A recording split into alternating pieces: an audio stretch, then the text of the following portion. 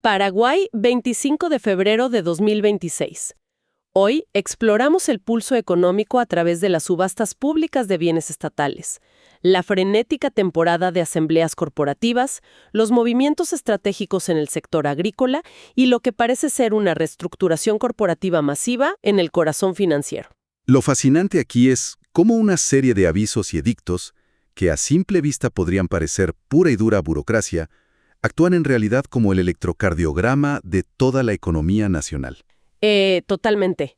Y es que, si se presta atención, este pulso institucional muestra exactamente dónde se está moviendo el dinero. Así es.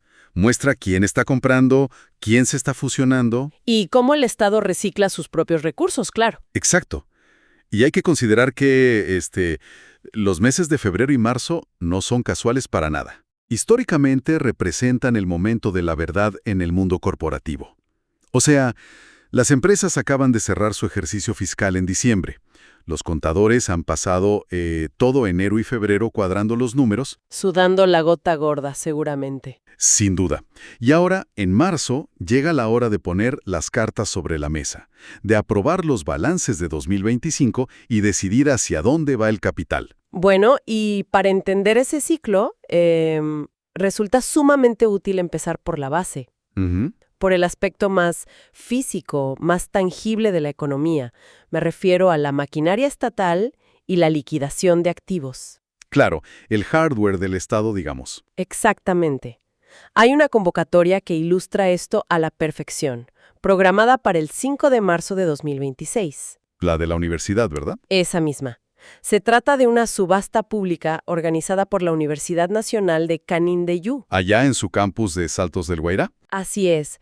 Y lo que llama la atención aquí no es el evento en sí, sino la lista de bienes. Sí, es una verdadera radiografía del ciclo de vida del equipamiento público. Es fascinante. Por ejemplo, hay un minibús Mercedes-Benz Sprinter del año 2013. Ajá. Que, sale con una base de venta de apenas 15 millones de guaraníes. ¿15 millones? O sea, un número muy llamativo. Totalmente. También hay un minibús Hyundai H1 del 2012 por 5 millones. Pero lo que realmente destaca es la maquinaria de trabajo pesado. Hay un tractor agrícola Yamar modelo Igler 2000. Un clásico. Del año 2011, que viene con su implemento para cortar pasto a una base de 4 millones. ¿4 millones por un tractor? Y para rematar, un automóvil Renault Logan del 2016 por 12 millones. Cuando uno lee esos precios base, de verdad parecen irreales para el mercado actual. Claro, claro. Esos precios base resultan llamativos si se analizan desde la óptica del mercado de vehículos usados tradicionales. Sí. Pero hay una lógica financiera muy estricta detrás de esto. A ver, expliquemos eso para quienes escuchan y se preguntan cómo es posible. Bueno, cuando se habla de depreciación contable, en la práctica para el Estado, significa que ese tractor del 2011 o ese minibús del 2013 ya rindieron lo que tenían que rendir en los libros contables. Ya cumplieron su vida útil fiscal. Exacto. Su valor en términos de contabilidad pública es prácticamente cero. Y mantenerlos estacionados en un predio genera más gastos de mantenimiento y deterioro que cualquier otra cosa. O sea, un pasivo en lugar de un activo. Tal cual. Lo que se observa aquí es el metabolismo de la administración pública en acción.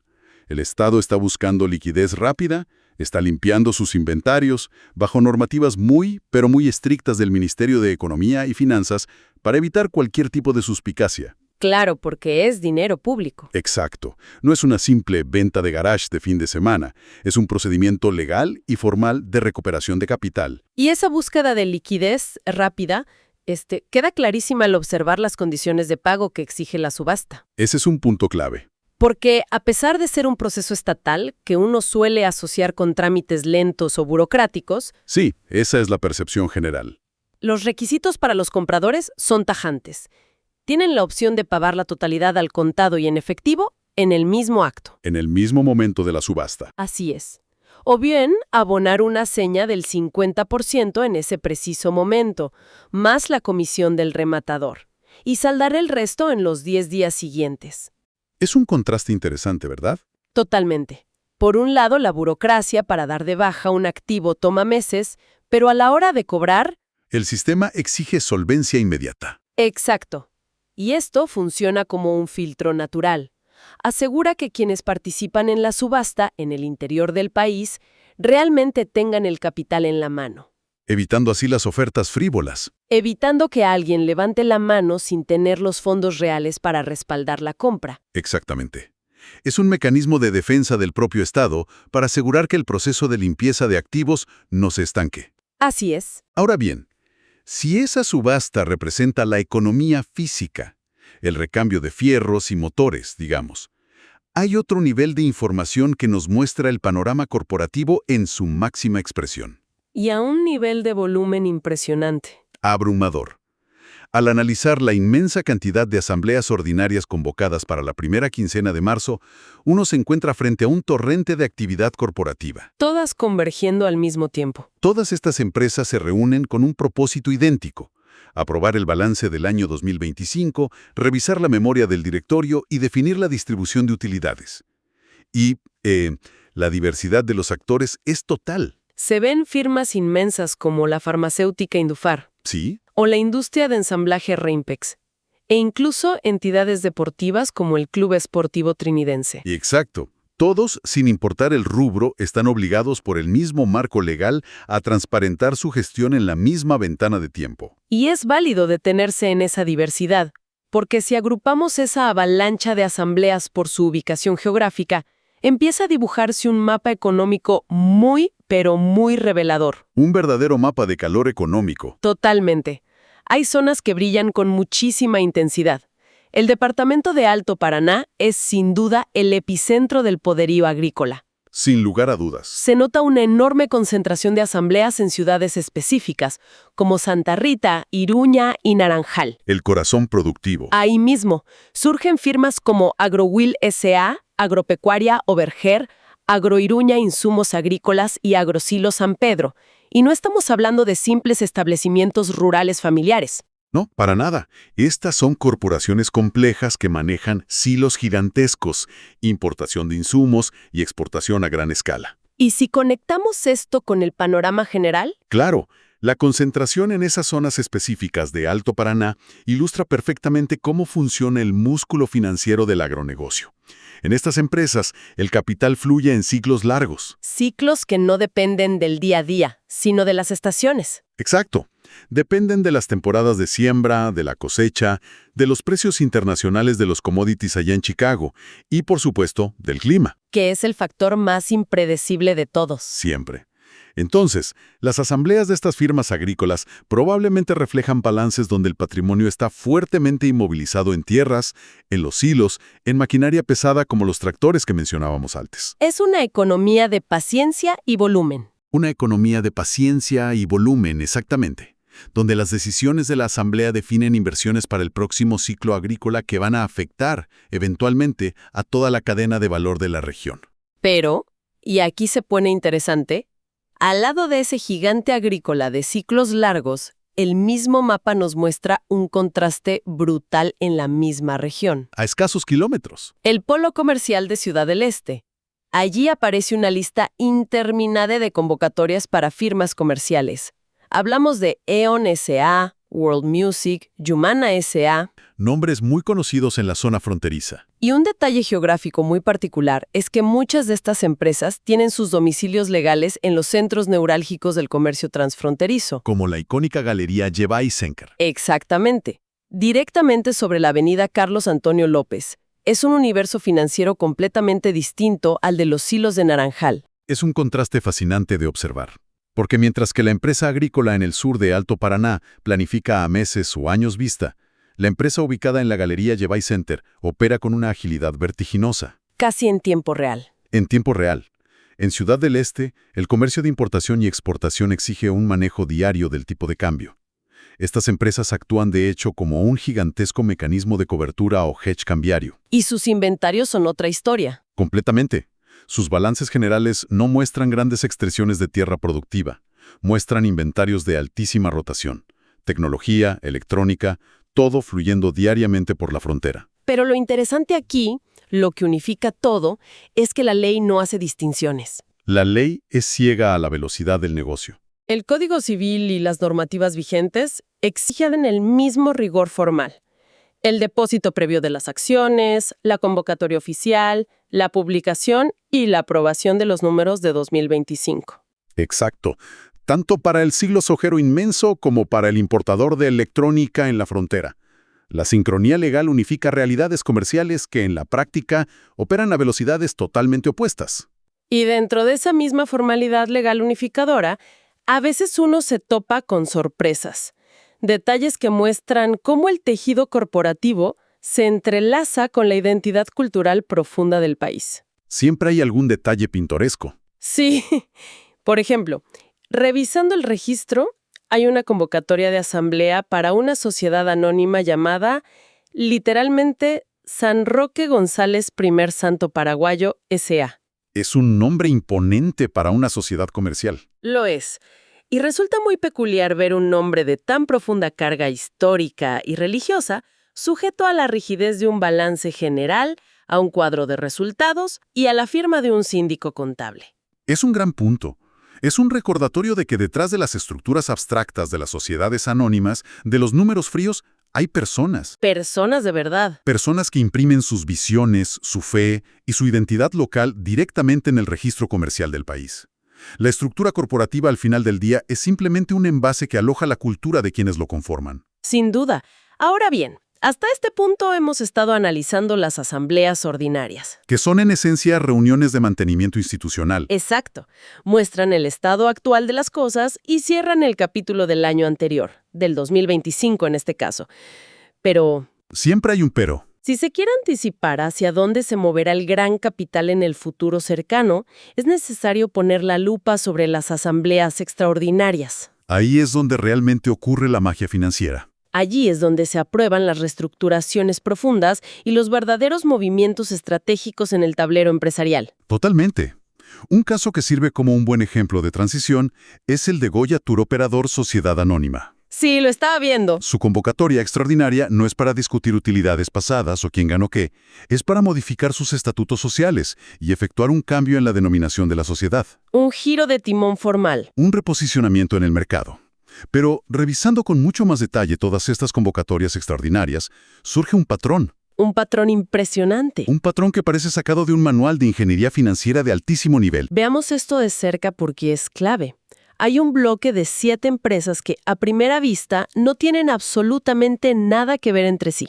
Nada. Y esto plantea una de las cuestiones más interesantes sobre cómo se orquestan los grandes movimientos financieros a plena vista del público. Analicemos la lista. Emerge un grupo conformado por Bioceámica Desarrollos, Bien. Investment Boutique, Salinera Asunción, Una salinera. Aceitera Alto Paraná, Contactix 24, PAI Comunicaciones y Mendcap Inversiones. La diversidad de rubros es notable. Hablamos de desarrollo inmobiliario, finanzas, salineras, aceiteras, empresas de comunicaciones y captación de inversiones. Operan en sectores totalmente desconectados en la economía real cotidiana. Completamente aislados unos de otros. Pero todas coinciden en un punto ciego que es imposible ignorar. Al revisar los datos precisos de la convocatoria, las 7 empresas fijan exactamente la misma dirección para llevar a cabo su asamblea extraordinaria. La misma dirección física. La Avenida Aviadores del Chaco, número 2050, en Asunción. Una dirección muy particular. Y la coincidencia no es solo espacial, sino temporal. Las 7 asambleas están convocadas para el mismo día, el 5 de marzo de 2026. ¿A qué hora? A la misma hora exacta, las 8 de la mañana. Las 8 en punto. Y el orden del día para todas y cada una de ellas se resume en un único punto idéntico. Adquisición de acciones. Es espectacular. Es como ver a 7 afluentes distintos desembocar simultáneamente en un solo río principal. Una imagen perfecta. En el papel siguen siendo empresas de sal, de aceite, de desarrollo inmobiliario y de comunicaciones. Pero a las 8 de la mañana de ese 5 de marzo, esa ilusión de separación desaparece por completo. Se desvanece en una sala de reuniones. Exacto. Lo que se está presenciando aquí es la huella digital indiscutible de una operación corporativa a gran escala, Para quienes escuchan y se preguntan qué significa esto en la práctica, ¿Qué implica en el mundo real? implica que cuando 7 directorios se reúnen en el mismo edificio, al mismo minuto, para tratar exclusivamente la compra o venta de acciones, se trata de la arquitectura de un holding masivo. Resulta apasionante imaginar la logística detrás de algo así, porque no es simplemente juntar a unas cuantas personas a tomar café en una oficina. No, ni de cerca. Implica equipos enteros de abogados corporativos, de auditores, redactando actas sincronizadas milimétricamente para que ninguna cláusula entre en conflicto legal. Todo tiene que encajar. Todo, asegurando que el traspaso de acciones fluya legalmente de 7 entidades distintas hacia, muy probablemente, un fondo matriz o un grupo inversor que está absorbiendo todo este portafolio diverso. Es una coreografía legal complejísima. Y el detalle de la ubicación añade una capa extra de significado a todo este movimiento. La Avenida Aviadores del Chaco. Que esto ocurra ahí no es un dato menor en absoluto. Esa avenida se ha consolidado firmemente como el nuevo eje corporativo y financiero de Asunción, desplazando al antiguo centro histórico. Es el lugar donde se levantan las torres de cristal, los grandes edificios inteligentes. Es el epicentro donde operan los grandes fondos de inversión. Entonces, consolidar una salinera, una aceitera de Alto Paraná y una empresa de comunicaciones bajo el paraguas de un holding masivo, justo en el corazón financiero del país, es un movimiento millonario. Una consolidación de poder. Representa la concentración de capitales regionales directamente en el centro de poder metropolitano. Y lo más asombroso de todo es que este tipo de operaciones, que literalmente transforman el panorama empresarial de la nación, ocurren silenciosamente, A plena luz del día. cumpliendo con la estricta y mundana formalidad de publicar un aviso legal en letra pequeña. Es como mirar el código fuente de una megacorporación formándose en tiempo real frente a nosotros. Exactamente. Y mientras el sector privado orquesta estas masivas fusiones de capital en las altas torres de Asunción, hay otra asamblea en el registro que marca un contrapunto fundamental en este ecosistema, Un contraste muy necesario de observar. porque demuestra que este mecanismo de rendición de cuentas asambleario no es exclusivo del afán de lucro. El 11 de marzo, por ejemplo, se convoca a la Asamblea del Consejo Regional de Salud de Alto Paraná. Un ámbito completamente distinto al de los holdings de inversión. Aquí la conversación no gira en torno a dividendos para accionistas privados ni a fusiones millonarias. Exacto. En el caso del Consejo Regional de Salud, el objetivo principal es aprobar el estado contable del ejercicio 2025 y recomponer su comité ejecutivo. Rendir cuentas públicas. Así es. Ese indesmo instrumento de transparencia, la misma necesidad de reunir a los involucrados, levantar la mano, revisar los ingresos y egresos y aprobar los números, pero aplicado a la gobernanza de la salud pública. Que afecta directamente a la calidad de vida. Demuestra de forma palpable cómo interactúan las instituciones del Estado, las organizaciones de la sociedad civil y el sector salud.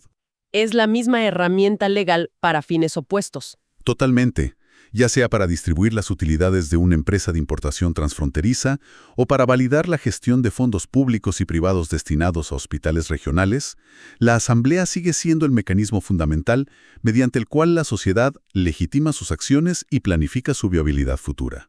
Entonces, si se pone todo esto en perspectiva, ¿qué significa este conjunto de datos? Es la gran pregunta. Si uno observa solo la superficie, esta cascada de convocatorias, estos edictos de subasta en el interior, las asambleas ordinarias y extraordinarias, todo podría parecer simplemente un flujo denso y árido de pura burocracia institucional. Papeles y sellos. Pero si se sabe leer entre líneas, si se agrupa la información, se descubre que es en realidad el torrente sanguíneo de la economía fluyendo con muchísima fuerza. Es la economía viva. Son tractores del 2011 siendo subastados en Canindeyú para generar liquidez inmediata para el Estado. Son emporios comerciales en Ciudad del Este, cerrando sus números tras un año de frenética actividad de importación y exportación. Son potencias agrícolas en el sur consolidando la riqueza de sus cosechas y planificando la próxima siembra. Y son complejas, casi invisibles, adquisiciones de acciones en las altas torres de Asunción que redefinen por completo el mapa del poder financiero nacional. Todo, absolutamente todo, está conectado en este gran tablero de ajedrez económico. Y comprender esa conexión lleva a una reflexión final ineludible. Si las grandes reestructuraciones corporativas, la formación de nuevos imperios empresariales y el latido mismo del capital se desarrollan a plena vista todos los días, escondidos en estas formalidades cotidianas, resulta imperativo observar el entorno con otros ojos. Cabe preguntarse entonces, ¿cuántas otras historias cruciales sobre el futuro del desarrollo regional, sobre nuevas alianzas estratégicas y sobre las verdaderas dinámicas de poder económico están ahora mismo ocurriendo frente a nosotros, en letra pequeña, esperando pacientemente a que alguien simplemente decida conectar los puntos geográficos y las horas exactas de las reuniones?